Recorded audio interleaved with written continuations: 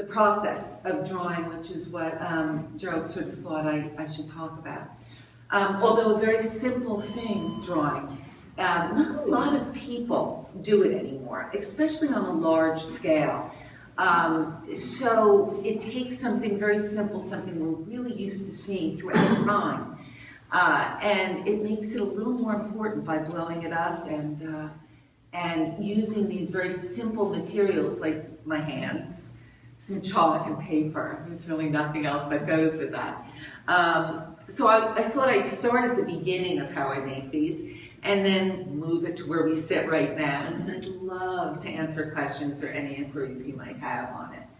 I live and work in Brooklyn, so much of this is that urban landscape. My studio, that's sort of the beginning, is to have a studio, have some place to work, and I'm blessed with that. I have a nice big old loft in Brooklyn with just walls that are blank around me. So I take the paper or the boards I work with and I hang them all over. But as people know that have done this work, you walk in and it's blank.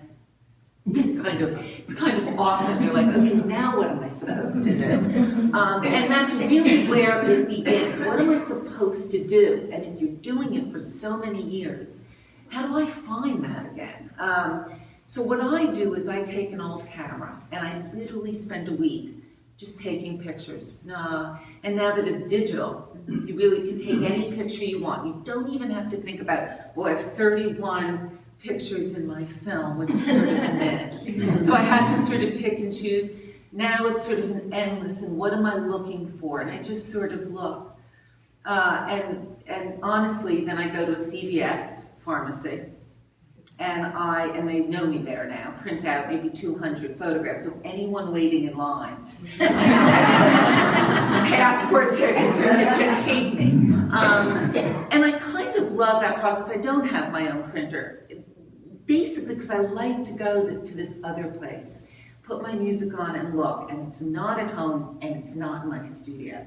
Because in my studio, I just want the paper and my charcoals, and I don't want the thought of what photographs am I going to choose to work from. So I bring them all back to my studio, and then it's choice time, right? It's like, what am I going to make? What am I in the mood to make? What works for me? And I make some choices when it comes to that day.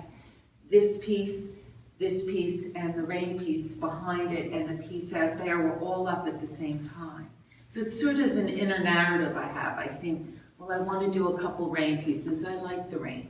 I like the anonymity that the rain gives, and the umbrellas, and I'll get to it, and some compositional things that are just inherent in rain pictures. But these pieces are all up at the same time, so I can go from one to the other. And the photographs are not of this scene, but there might be a picture of my son, a picture of a bike. I know it's Lexington Avenue. So there's a kind of awkwardness to these drawings. There is no photograph that I project on. That could be easier to sort of, make a scene to begin with. But I love the awkwardness of it. I love putting together the pictures and having it be sort of my thing. So I'll go from there to this one, to that one, and that's how it comes about. I use charcoal, black and white. And then you can see some hints of color. And sometimes I start on a black ground or a blue ground or a dusty sort of pink ground, like your shirt. And then hopefully there's little bits of color that come out from the windows. There's grays, but it's all within that gradation of black and white. And then of course some use of primary color, which you see in these. Which I use, again, compositionally. I mean, if you put a little bit of red back in a perspective point, it's very simple, but our eyes will immediately go back there. And then to pull out, you have to see the picture. So it's me sort of directing my audience on what to look at, just a little bit. I just want to back up a bit and talk about, these are figurative, as we know, they're figurative scenes, but I really think of the work initially like Jerald said, in a more abstract sense, and that encompasses the sort of formal elements of drawing, so composition, light, luminosity, and which is why I love working at night, some of these night paintings. You know, what's in the center of the piece. I start out with a grid, so I know where the center of the drawing is. I know what the middle of that is. So it's almost how Renaissance painters worked, and don't even come close to that. But there's a beauty in standing up and looking at something and know that it's set right. That's the only way I can say it, that it feels right to look at it, that the artist took care of the corners, of the center, of the sides, and it comes together more compositionally than it might just as a normal figurative still life scene, right? I like the roses, I'm gonna put them here. It should move all around, and every part of the drawing is important, hopefully. And that's basically my process, all in all.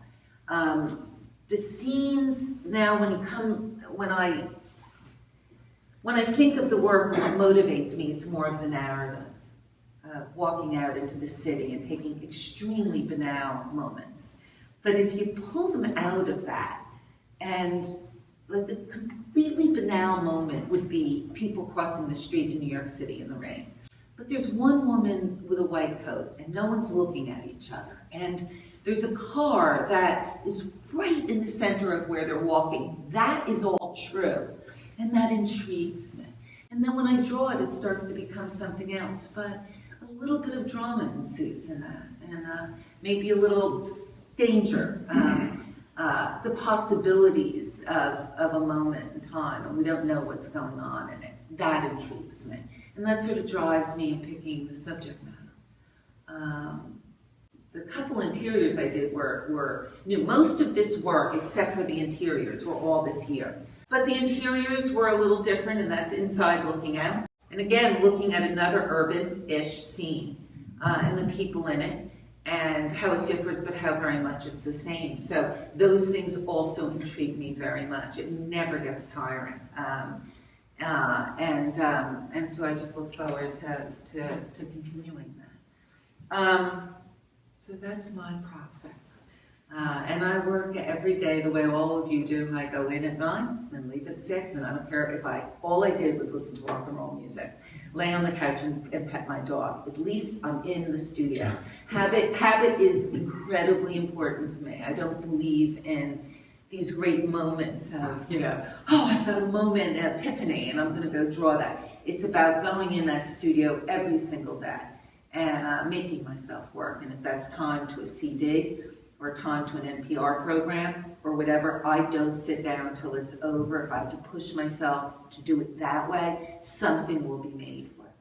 And I am a very lucky artist that then I'm given a show date, because then I know what I have to work to, and I have to stop, and that drives the whole process of working.